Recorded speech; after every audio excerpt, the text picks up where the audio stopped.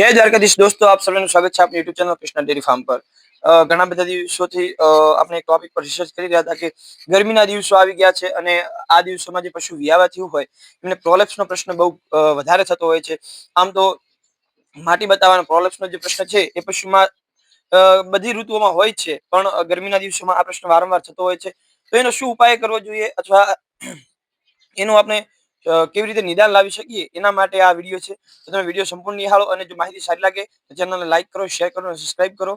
મિત્રો, પશુનું માટી બતાવવાનો પ્રશ્ન છે એના માટે જ્યારે વિયાવા થાય ત્યારે આ પ્રશ્ન થતો હોય છે, પણ જ્યારે પશુ વિયાઈ જાય ત્યારબાદ પણ માટી બતાવવાનો પ્રશ્ન કન્ટિન્યુ રહેતો હોય છે। તો એના માટે શું કરવું જોઈએ, તો આ હું તમને વિડીયોમાં બતાવવાનો પ્રયત્ન કરીશ। આ જે છે અમૂલની એક પ્રોડક્ટ છે જે પ્રોલેપ્સ હીલ કરીને આવે છે, જે તમને વેટરનરી ઓફિસમાંથી મળી રહેશે અને આનો ઉપયોગ કરી તમે તમારા પશુનો જે માટી બતાવવાનો પ્રશ્ન છે એનું નિદાન લાવી શકો છો, એનું નિરાકરણ લાવી શકો છો। ઘણા બધા મિત્રો એમ કહેતા કે તમે વિડીયો બહુ લાંબો બનાવો છો, તો સીધી મુદ્દાની વાત કરી કે ભાઈ પ્રોલેપ્સનો પ્રશ્ન છે તો એના માટે શું કરશો।